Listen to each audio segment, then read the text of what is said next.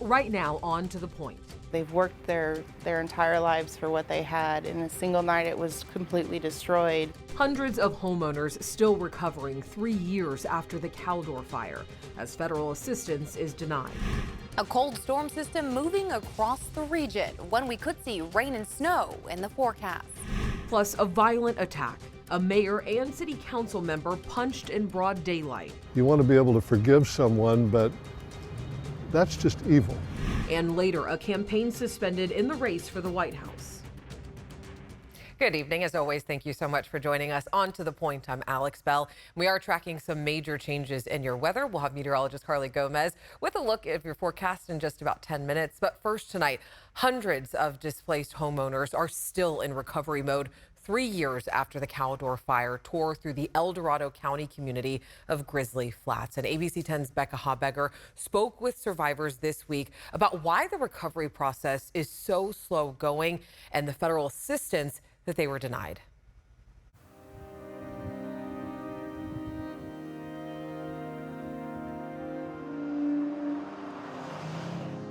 So we are -1 inch. Jason Moody grew up in Grizzly Flats, but was living in Humboldt County when the Calor fire destroyed most of his hometown. I think I had 12 family members, not including their kids, that were homeless.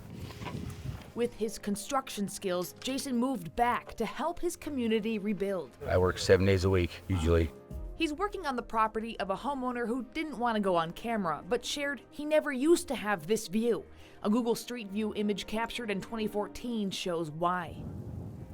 Throughout Grizzly Flats, a moonscape has replaced thick evergreen forest. Trees burned 3 years ago in the Calor fire still punctuate the landscape like matchsticks or lie piled as salvaged lumber as the property owners who can afford it look to rebuild.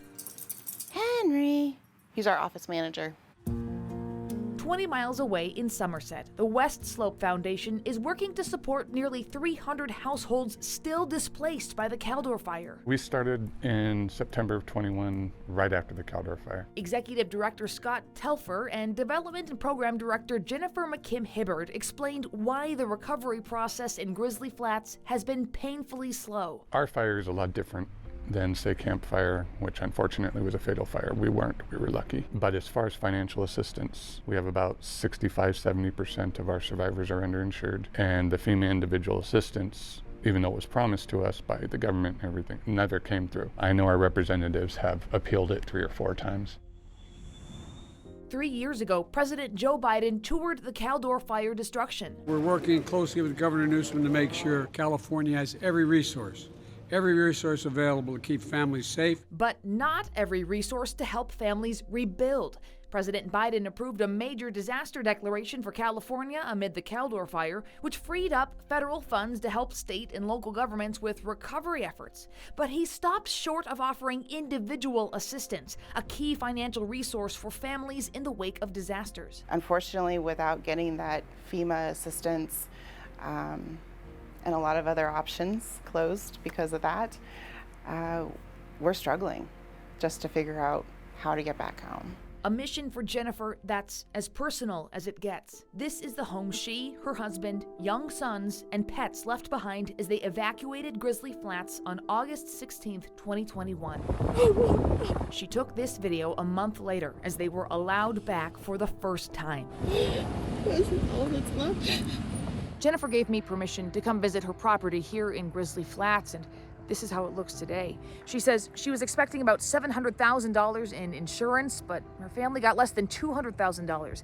And now she says she's not sure they'll ever be able to afford to rebuild here. And so many other people are in the same boat. They're all experiencing the heartache that my family is, with the reality that they're never going to be able to go back home. Or they are back on their properties, and where these big, beautiful homes once stood, they're going to be living in trailers. It's disgusting. It's sad. They've worked their entire lives for what they had. In a single night, it was completely destroyed, and 3 years later, they're still suffering. ABC 10 reached out to the White House to ask if there's anything Biden can do to help the people of Grizzly Flats. They directed us to FEMA, which didn't get back to us by our deadline, but did tell us in reporting in late 2022, based on documentation provided by the state and collected in local, state, and federal preliminary damage assessments, the president determined that the impact to individuals and households from the Calor fire was not of such severity and magnitude to warrant the designation of the Individual Assistance Program, adding FEMA had provided nearly $100 million at that point in public assistance for Calor fire recovery efforts. That doesn't mean that I'm quitting. This is what I do. Jennifer and Scott continue to fight for funding and are connecting survivors with supplies and knowledge they need. We have put everything together in this great binder. We actually did have a participant from one of our workshops who had to evacuate and said, I used everything in the binder. That alone is rewarding. This week, researchers from the University of Oregon came to West Slope's office to meet with Grant Ingram, who owns a fire mapping company and is retired from the fire service. There needs to be plans in place ahead of time to make sure this doesn't occur. And if it does occur, that there's steps in place that people know what's going to happen next. Oh, it's happening. Grizzly Flats is coming back, slowly. The town post office reopened in January, and new growth is popping up among charred remains. Some people are living in trailers on their property and can't afford to rebuild. Others have homes in progress. The owner of this home says this was the first day in 3 years he had seen what will be a home at the end of his driveway, a fact that overwhelmed him with emotion. You change people. This fire changed people, who they're going to be the rest of their lives.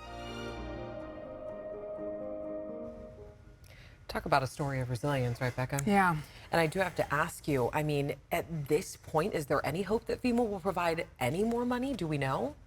Alex, what I'm hearing from leaders and folks who have been talking with FEMA and appealing to President Biden that it's a bleak situation. A Cal OES spokesperson tells me at this point, Congress has the ability to grant assistance to communities like Grizzly Flats through a disaster supplemental appropriations bill. And the president has the opportunity to assist those impacted by the 2021 Calor fire. At this time, we have no indication a different decision will come from Washington than the one already made.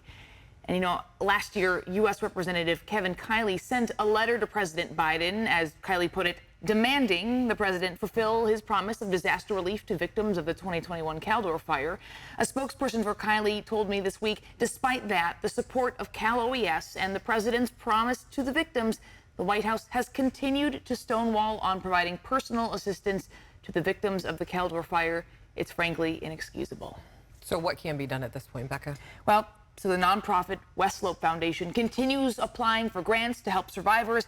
They say those grants, though, are harder to come by now, 3 years after the Calor fire. So to help the foundation and to learn more about their free preparedness workshops, you can find a link at abc10.com/links. All right, Becca, thank you so much.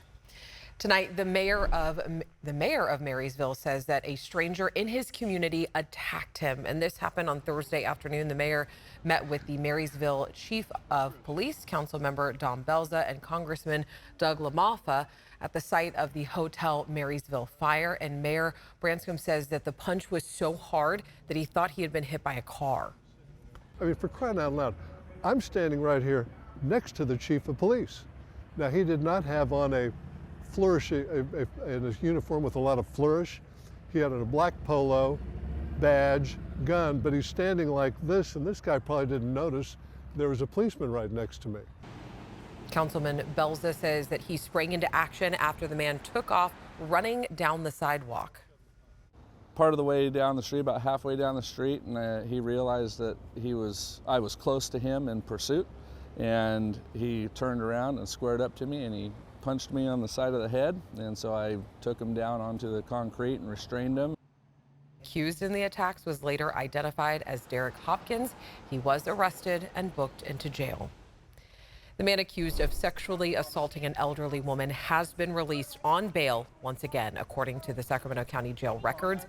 Arthur Apgar is facing 4 counts of sexual battery.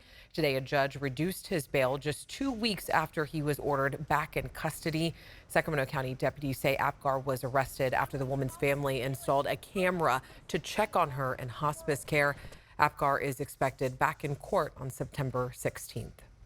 Still ahead, a series of random attacks in Davis, the new arrest just made, plus the manhunt underway. Highs today were in the mid-70s for the valley and 60s in the foothills. Temperature differences of anywhere from 9 to 10 degrees at this hour. Colder, about 13 degrees colder in Truckee than 24 hours ago. We'll talk more about this cold storm system headed our way. And later on the back roads, why one town is celebrating UFOs.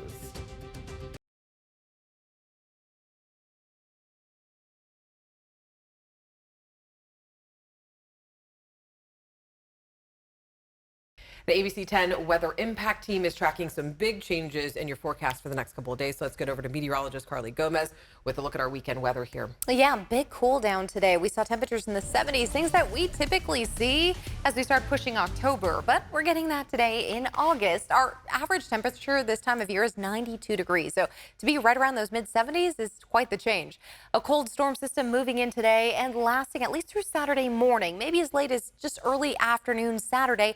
That could bring us, of course, these cooler temperatures we've been feeling, but shower and thunderstorm chances. Most of the thunderstorm activity, though, north of Sacramento, north of Chico, but we are seeing some light sprinkles in the area and maybe some showers in the early morning hours, but nothing considerable, nothing really measurable, but some areas could see that in the foothills. Sierra snowfall, that is also possible as well, something you also don't hear in August very often.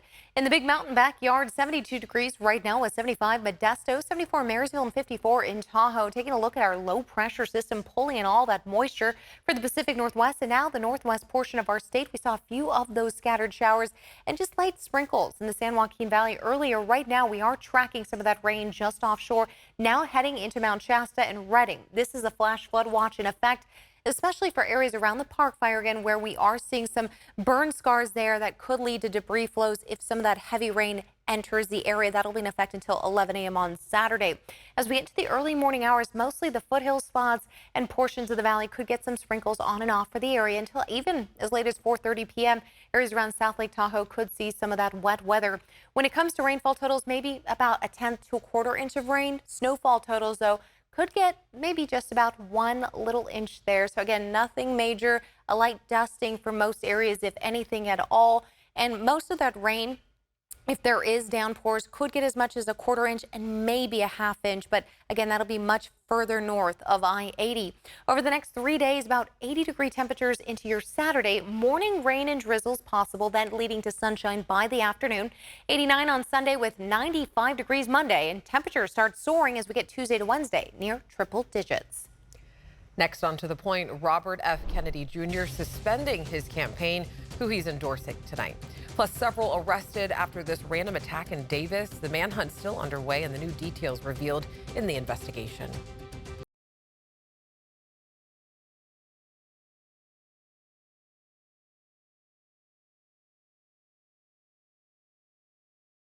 Tonight, 5 people are facing charges in connection to a series of attacks in downtown Davis. And Davis police say 2 people were attacked back on March 29th between 2nd Street and F Street. And officers say surveillance video shows there were 5 to 6 suspects in the attack, some of them even wearing masks. Investigators have arrested a 21-year-old and 4 minors in connection. They say the investigation also revealed 3 other attacks.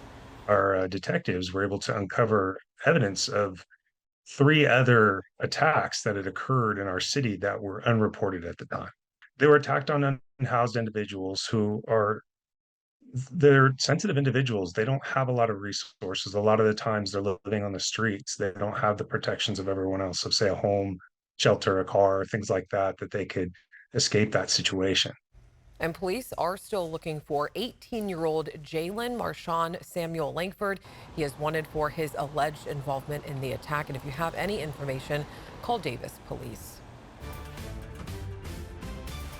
Turning now to the race for the White House, independent presidential candidate RFK Jr. is throwing his support behind former President Donald Trump, campaigning with him in Arizona tonight. And it comes just hours after he suspended his campaign for president. 3 great causes drove me to enter this race in the first place, primarily. And these are the principal causes that persuaded me to leave the Democratic Party and run as an independent. And now to throw my support to President Trump The causes were free speech, the war in Ukraine, and the war on our children. Just last night, Vice President Kamala Harris accepted the Democratic presidential nomination, closing out the Democratic National Convention. And former President Donald Trump visited several battleground states this week, including Pennsylvania, Nevada, and Arizona. Updated vaccines to protect against the latest strain of COVID-19 could be available as soon as next week. The FDA has approved new Pfizer and Moderna mRNA vaccines for anyone 6 months and older. The FDA says you are eligible for updated vaccines at least 2 months after having your last shot.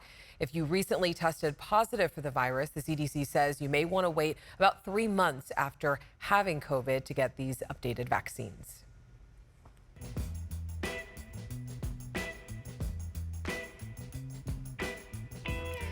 It's time for another trip on the back roads. Tonight, John Bartel taking us to Humboldt County for this out-of-world competition.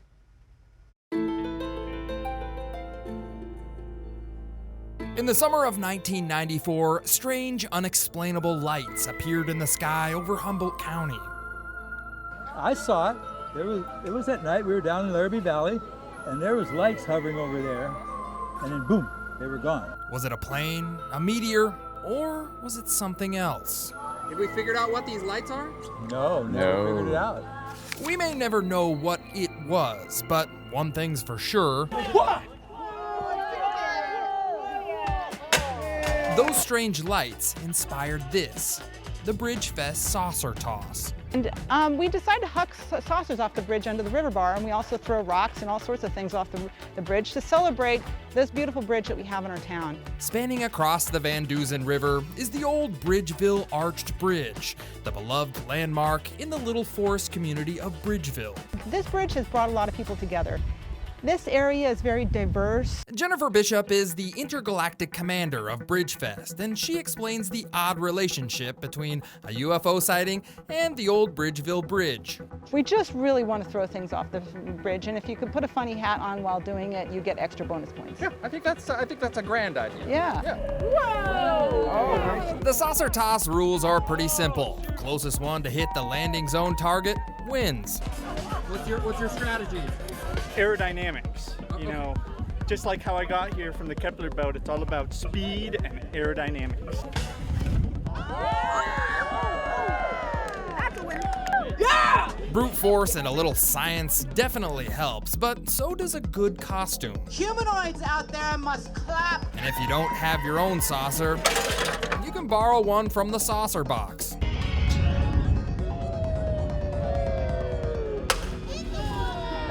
Those guys at the bottom of the bridge are the spacecraft recovery team.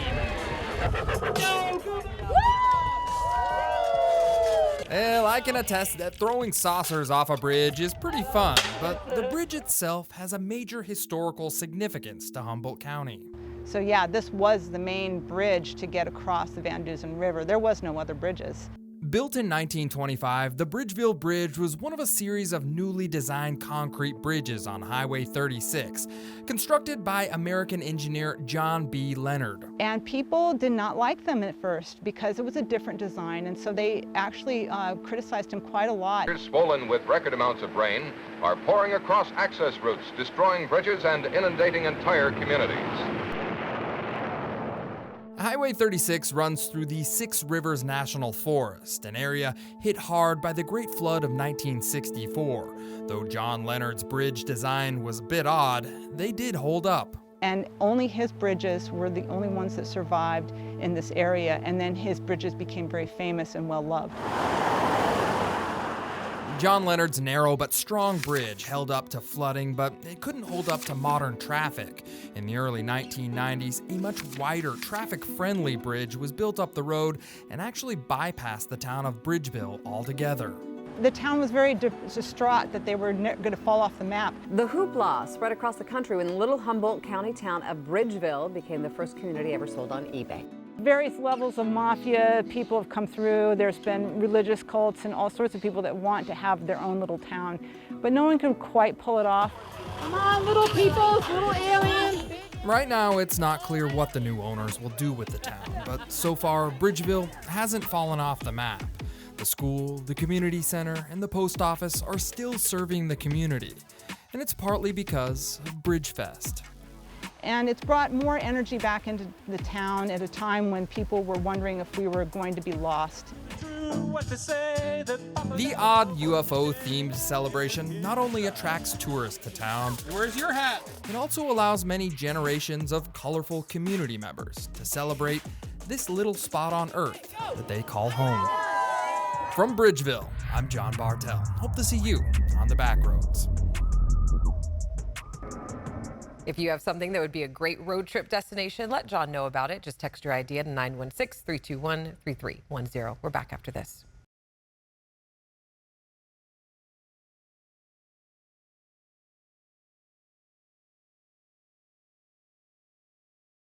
There is a new place to shop in the area. Today, a Macy's opened off Laguna Boulevard out in Elk Grove, and it's one of 30 small format locations opening in the nation. And Macy's estimates that the store will bring about 20 new jobs to the community. And that's our show. Have a good weekend. I'll see you on Monday.